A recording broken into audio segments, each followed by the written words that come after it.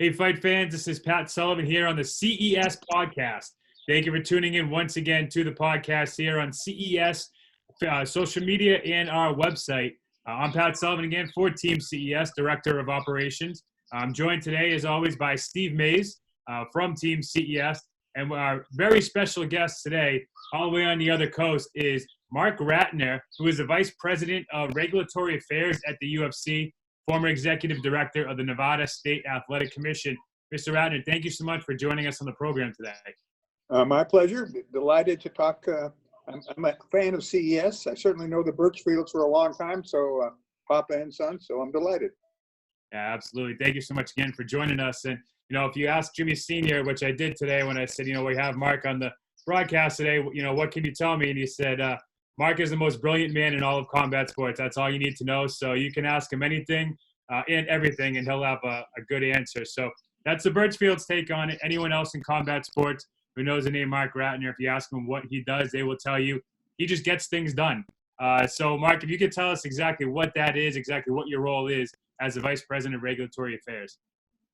There's quite a bit of different facets for it, but first thing I do is, and now we're not traveling, but let's say it was when everything was good, I contact the commission and say we want to come to Boston in April, and then we'll send them the fight card, and we'll discuss officials, we'll discuss doctors, just all the preliminaries right up to fight time. So I'm the liaison with the commissions and the UFC. And that certainly has changed a lot over the past couple of months with this COVID-19 pandemic. And the UFC was really the first and only sport to be really live in the last couple of months. So if you could talk about kind of what went through that whole process from the time when you sat down with the rest of the team and said, you know what, I think we can actually make this happen, up to where we are now, where you've had 3 live events. Well, once we knew that Florida was going to welcome us there, from the governor to the mayor of Jacksonville, and especially the commission. The commission was fabulous with us. We knew we were going to do 3 fights in 8 days. We had to send them all the medicals and Sure. all the matchups, but they worked with us, and we had to make sure that everybody was tested. And we did have one, Jacare did test positive. As soon as we found that out, then he didn't fight, and we sent him back. He was living in Orlando, I believe. Sure. So I thought it was very successful. We had a wonderful pay-per-view on the Saturday night, the first time on the 9th. Then we came back on Wednesday, and then on Saturday, and we had, I think it was 32 fights. That's a lot of fights. That is a lot of fights. That's a lot of fights. And yeah, and there was some controversial judging, in my opinion, but that's all part of it, and officiating. And that's my other part of my job too, talk to the referees and judges. But overall, it was a wonderful week for us. Now, with those 32 fights, like you said, you only had 1 fighter test positive for the COVID-19. So, in the grand scheme of things, you don't want anyone to test positive, but only having 1 person, would you say that was kind of what you expected, or did you expect that maybe there'd be more than 1 fighter? We didn't know. We're in a time where you really don't know, but they all had what they call the antibody test. They had the swab test, and that was, besides the fighters, that was all the employees, all the production. Wow. I think we had 1,100 tests, and to have the fighter and his 2 cornermen out of 1,100 is pretty damn good. And the bottom line is that's what the testing's for, and we caught it and sent them home. Marc, what kind of what other kind of precautions is the UFC taking on a day-to-day basis in the office and stuff like that? Because you guys weren't working at the time; you were just kind of working from home, and Dana saying that this is going to happen, we're going to make this happen. Was it tougher because you guys weren't in the office every day, or was it business as usual? Pretty much business as usual. I was sneaking in the office a couple hours every other day because it's easier for me to work right here. But now, as of, I think it was last Friday, we said we were going to reopen the offices. You have to have a negative test, and you make an appointment with one of the local testing, one of the hospitals here. Then you get the results the next day. And once you get that, have your temperature taken at the door, wear a mask in between offices. You can take your mask off like I'm doing here. Sure. And now it's business as usual. And we're working with the Nevada Commission. Before this call, I just talked to them. We're talking about May 30th. We're talking the rest of June, maybe do four more fights in June 6th, June 13th, that way. So yeah, we're going to be very busy. And is Nevada open? Are they open to do fights? Because you guys have the Apex right there. Are they open for fights now? Well, that's what we're working on. We're working on that. It looks like it's very positive in that regard. And the Apex is right next door to us. As you know, it'll be a wonderful setting for fights. And it's a perfect size arena, and it's a great television studio type. So that's our goal, and it looks very promising. Awesome. Well, knowing that the UFC is getting back together and having live fights, I think it kind of gives the rest of society kind of a little bit of hope that we can start to get things back to normal. And that was, I think, a pretty big step, not just on the sports scale, but even a broader scheme. What I want to talk to you now about, Marc, is your days in boxing and how that helped where you are today and how you were able to get to the UFC where it is today. You know, people always ask us at CES how we're able to do both boxing and MMA. And I think the reason why is because we had 20 years of boxing experience before MMA was regulated in New England. So by the time it was regulated, we were ready for it. You know, all the promoters that were out here running before it was regulated, they were paying fighters in like karate swords. They were paying them in buffet tickets and everything else, no medicals.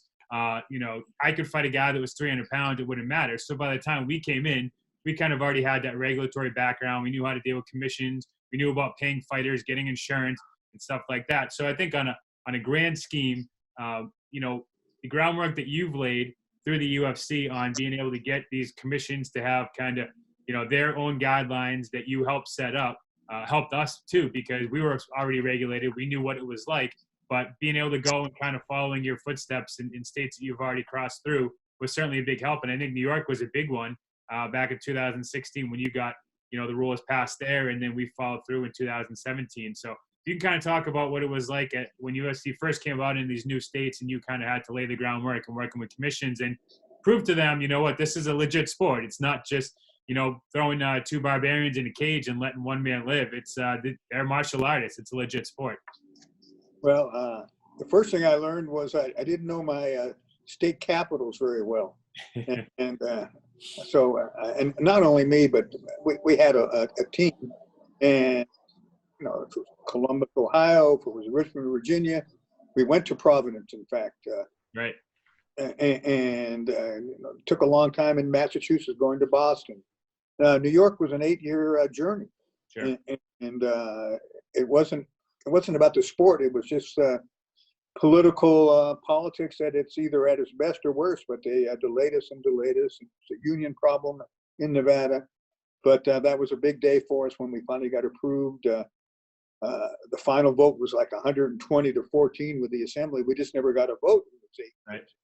So that was a big thing, but it's very exciting, and everywhere in the country it is approved. Now we're working on France. Hopefully we'll have a fight, COVID permitting, maybe in November, in Europe, in Paris. So that's a long-term goal for us. Sure. But we self-regulate all through Europe and Asia. There's not a lot of commissions now that have approved it in these foreign countries. Excuse me. But I would think that we've probably had maybe 70 fights where we self-regulated in the last 12 years, and that's everywhere in Europe and Russia too. So it's been very exciting, and I'm thrilled. I think I made the right choice 14 years ago. Sure. I love boxing very, very much. I go to the fights whenever I can. I'm still a big proponent for boxing. I've been very blessed to have seen in the 80s and 90s some of the best fighters. Sure. I worked under my purview the first Mayweather fight when he turned pro. So, but you know, to work with the De La Hoyas and the Tysons and the Holyfields, Julio Cesar Chavez. Plus, I've had some some wild controversies. I had the fan man, I had the bite fight. So I've been through the ups and downs, and we've had fatalities. So for every bit of greatness, when I think about the commission, I had the sadness too. So it's a tough sport, and but very rewarding for me, and I cherish my days in boxing. You know, one of the things that we've had to deal with starting in boxing and then going and opening an MMA division, which we run concurrently now.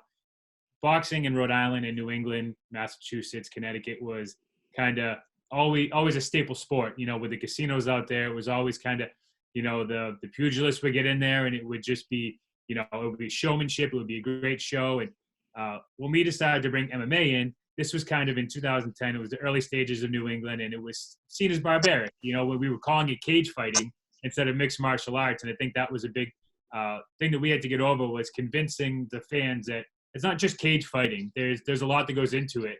And it took a lot of marketing on our end to show, hey, these guys are, you know, a lot of them are college graduates. A lot of them are highly educated. They're family men. They have full-time jobs. And we finally have now got to a point where the fans recognize boxing and MMA as both being on the same level of an athlete, and they respect them to that level.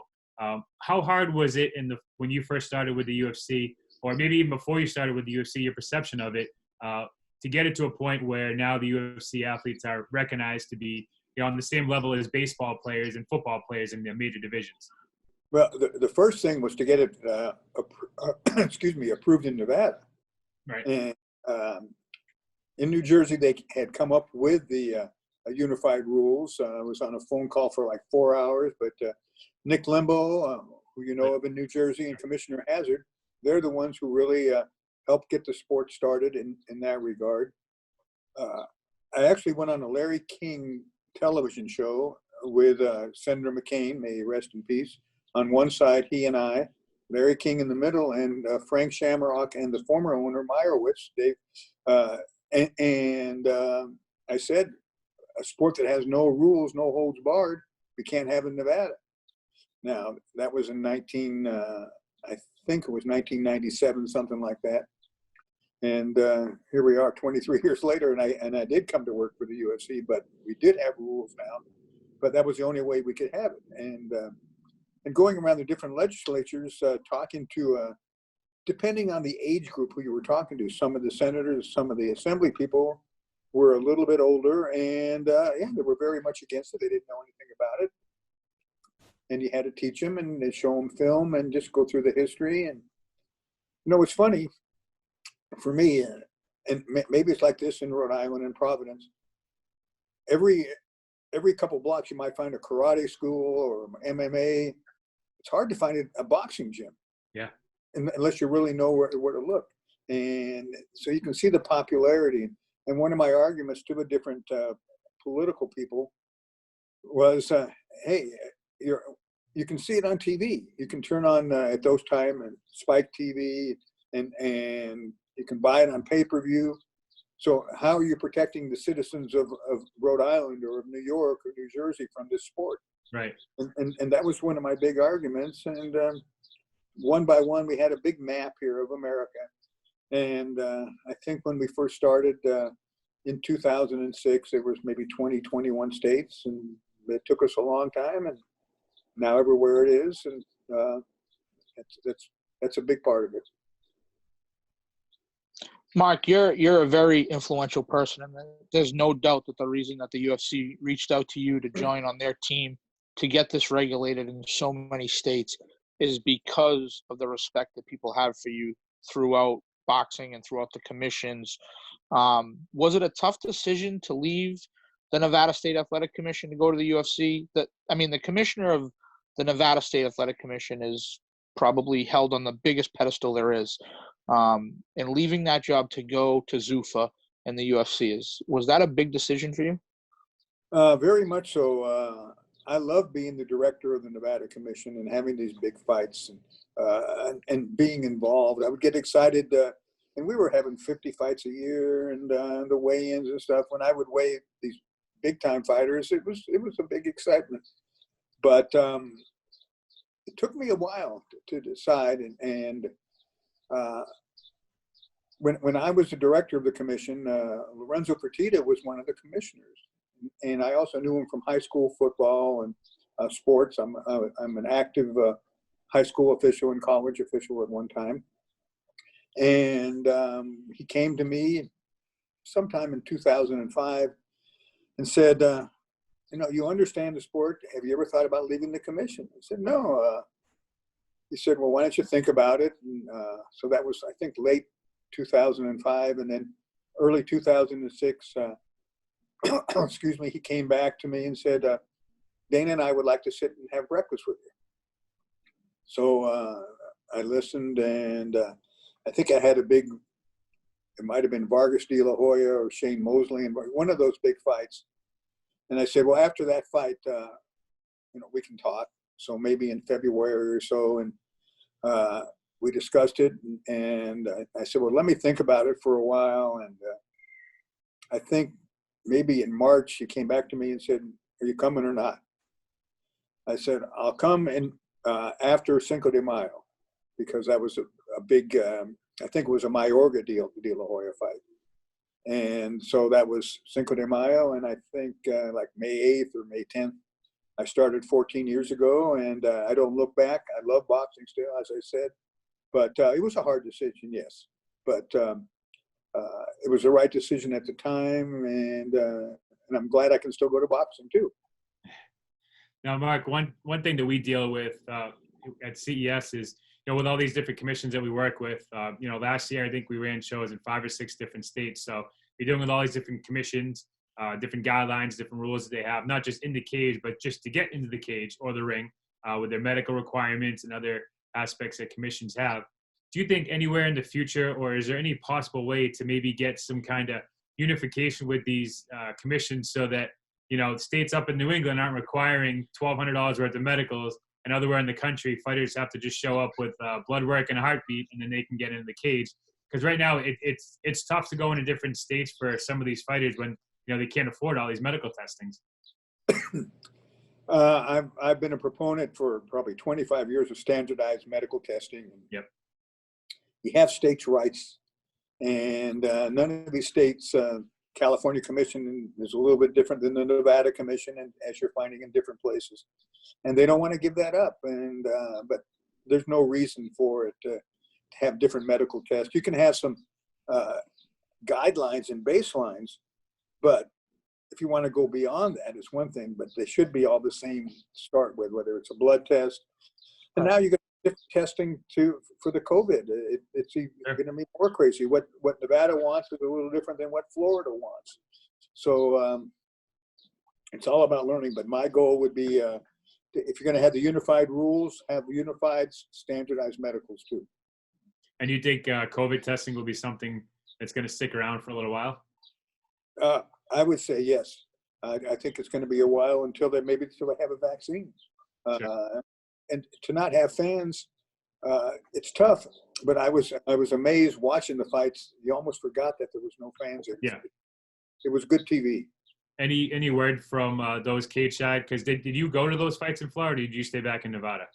I think Dana said, you even look vulnerable. You better stay home. So was there any reports from those that were there about what it was like inside the arena during those fights? Yeah, I talked to quite a few, and there was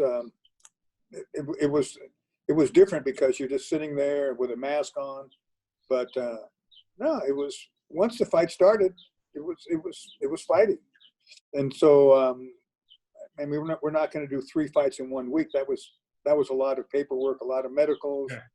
a lot of getting fighters in and out, but now we'll go once a week in Nevada starting May 30th, and it'll be wonderful.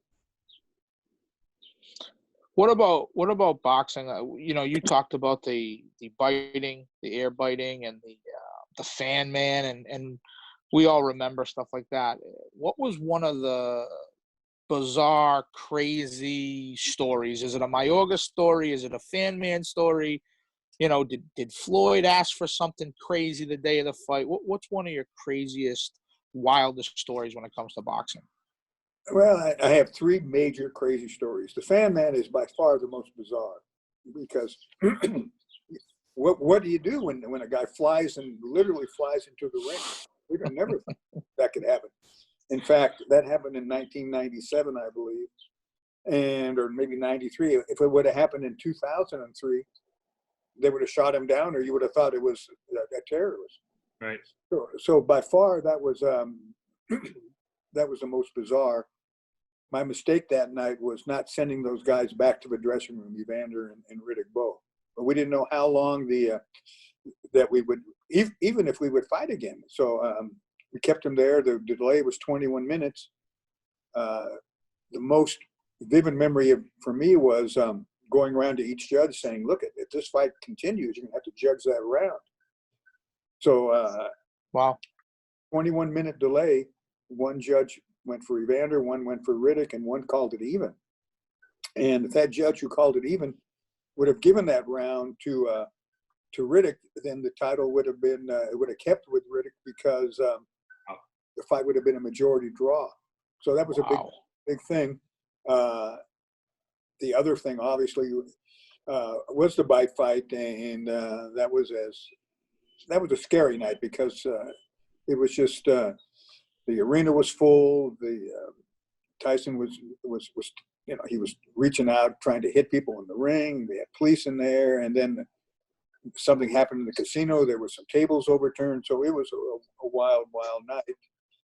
And the last thing, this was right before I came over here in 2005. Floyd and Zab were fighting, and Zab hit Floyd low, and then when Floyd bent over, he hit him like behind the head.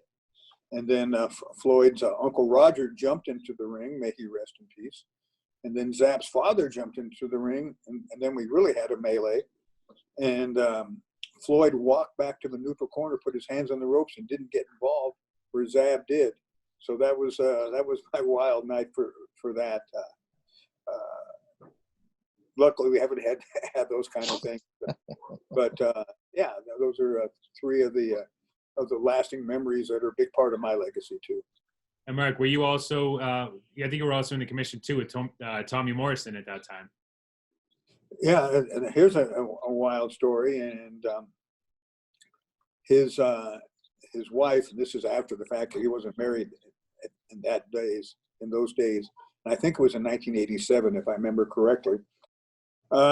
Still to this day, they're suing us, saying that that he never had the HIV and he can't prove it. He passed away of something. Right. But and he did admit it for a while. After the fact, then he said he never had it. But what was crazy that day, I had to go on Showtime with, I think it was Steve Albert, and I wasn't allowed to talk about it. There was medical confidentialities involved, and I just said he wasn't licensable, and then it came out that he did test positive. But yeah, there's a lawsuit. I think it's $100 million against the commission, against the testing people. Wow. And I think it's been. She keeps on challenging it. I doubt if it's going anywhere, but it's amazing. But yeah, that was a big part of it. Also, he's fighting Arthur Stormy Weathers, and I had to go to the hotel room and tell his people that he couldn't fight, and that was emotional. And Sure. we changed the laws after that here in Nevada that it would never be the director or a commissioner. It would have to be a doctor. Shouldn't have been, but Right. you learn from these things. And then, knock on wood, it has been very, very minimum people who've ever tested positive for the HIV virus. Yeah, Marc, we appreciate your time today. We got a few more minutes here, and I want to get your thoughts on testing for marijuana, because I know some states have eased back some of their guidelines on it and the testing limits. Fighters seem to be using it not just recreationally, but for other purposes. What's your stance on marijuana testing before fights or after fights, in the locker room, at the weigh-in, et cetera? Well, in Nevada, we raised the nanograms to 150 nanograms, which means that's a pretty good high level. I would think you would almost have to probably smoke the morning of the fight or the night before or something. But with medical marijuana and recreational marijuana being passed around the country, I think you'll see excuse me, much more of a lessening of the penalties. You're not supposed to drink alcohol before you fight either. Right. That's the rules. So I would say that with an anagram level, less and less people will test positive, and I think it'll be much more liberal as the days go by and the years go by.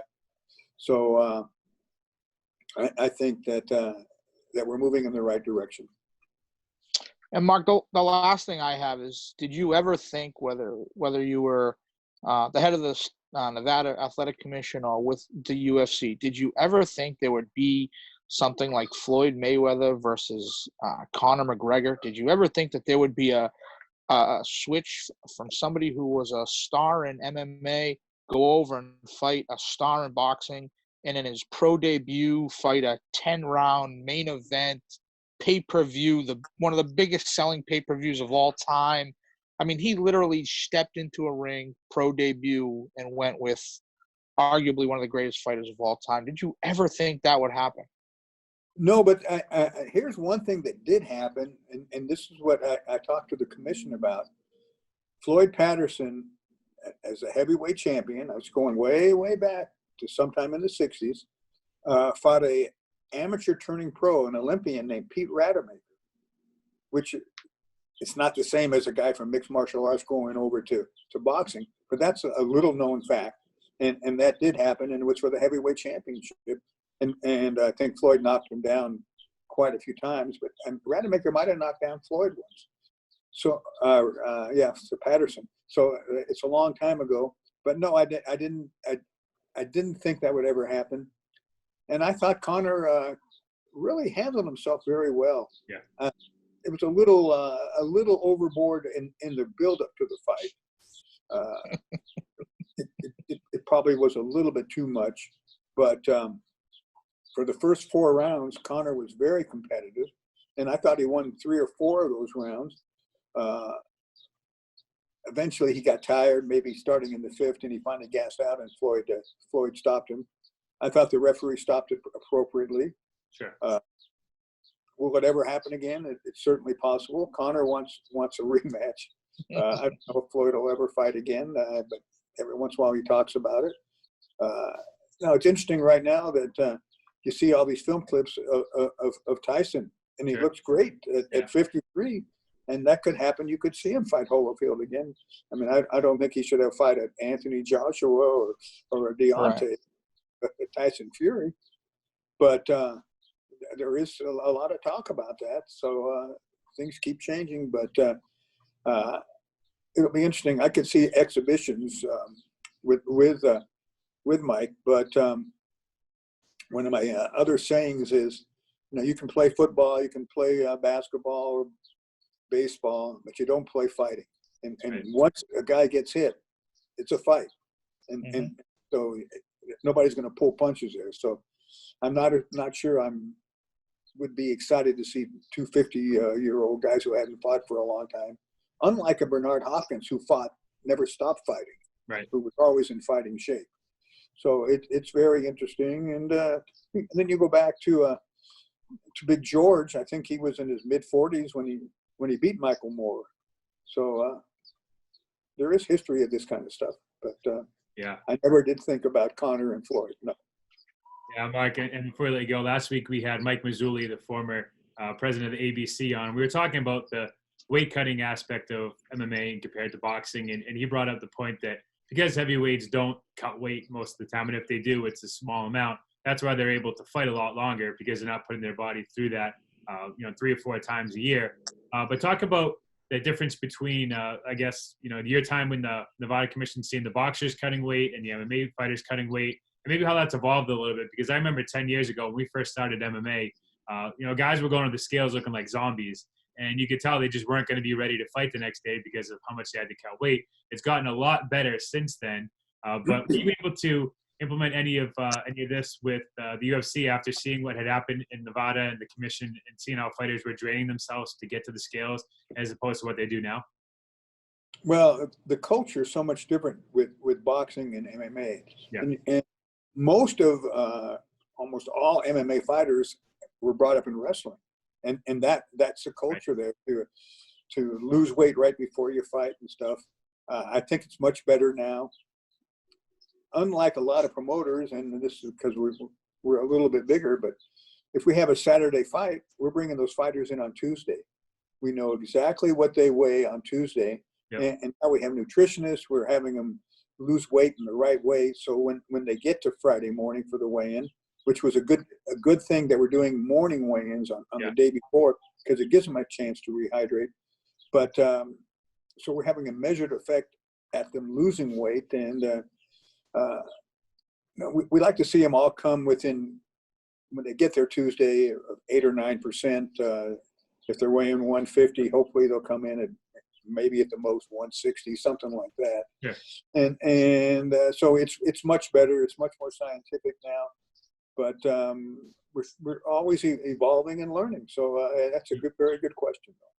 Yeah, there's two things I wish that the commissions all across the country could unify on. It's medical testing and early morning weigh-ins, because I think it's a huge benefit, not but for everybody involved, because you kind of go into it knowing that the fighters are going to be in their best shape the next night. So for entertainment value, even it's important to make sure that these fighters are well hydrated, and you need at least 24 hours to do so. So morning weigh-ins certainly the best way to go, in my opinion. And what was amazing in this week in Jacksonville, only one guy out of these 62 fighters or whatever it was, excuse me, didn't make weight. Jeremy Stevens. Wow. Everybody else made weight, and that's what. They had to self-train themselves in a lot of ways. And what you probably didn't know is in every hotel room that this fighter would be in, they had a sauna. We had portable saunas. So we made sure and had the right meals for them. So that was a real great thing that only one guy didn't make weight. That is great. Yeah, that is great. Now, Marc, we talked about your time at the UFC, the time at the Nevada Athletic Commission. There's one thing we forgot to mention, is that your name is forever enshrined in the Boxing Hall of Fame, which is really cool. Certainly one of the biggest nights of my life, besides the family stuff and the children. But it was overwhelming. There's two things that I remember clearly. One, that Dana and Lorenzo and a couple other of the people here, Lawrence Epstein, excuse me, flew out to Canastota for me. That was really big. And when I went to make my speech, I got up and I turned around, and there was Hagler and Hearns and Duran. It's just, it's what am I doing here with those kind of guys? And there's not very many regulators that are in there. Right. So it's great. I've been back a couple times, and what was funny, I didn't want to go in the parade. You're in a car by yourself, and so when I went back last time, I could hear people say, well, "Who's that?" So I didn't want to do that. So I just remember when I was inducted, I was following Pernell Whitaker, and all the people were running up to his car, and may he rest in peace. And then I could hear people, "Who's this guy?" And that's where this guy. But very gratifying, and it was a big thing for me, and still is, and very proud of it. Well, you definitely belong there, because as I said it earlier in the podcast, you're by far the most influential person, as from a commissioner's point of view, on all of combat sports, whether it's MMA or boxing. Yeah, Commissioner Hazard certainly is. It belongs in that. And now Andy from California is doing a great job. Bob Bennett in Nevada, and Mazzulli. So there's a lot of great commissioners. I was just there at a perfect time. So somebody has to be first. Well, Marc, we really appreciate you joining us on the CES podcast today. A lot of great stuff. Appreciate your knowledge and wisdom that you were able to share with us today. And a special message from Mr. Jimmy Birchfield Sr. He says, when it's safe to travel again and everybody can move across the country, he wants you to come back out to Providence to break bread on Federal Hill with him once again. And I would love to come to Dunkin' Donuts someday, to the arena. Well, we have plenty of Dunkin' Donuts out here in New England, so you got to clarify it to the arena. Right. Well, Marc, we really appreciate the time again, and thank you for joining us. best of luck with everything you have going forward the rest of the year and pioneering the return to live sports here with the UFC. It's certainly important for everybody. For Steve Mays and for Nicholas Haler at CES, our producer, I'm Pat Sullivan. Thank you for tuning in to the CES podcast here on the CES Facebook, YouTube, and our website. We hope that this can serve as a little distraction from all that's going on in the world today. We look forward to bringing you live fights in the cage and in the ring sometime soon. Thank you. Thanks. Thanks, Marc.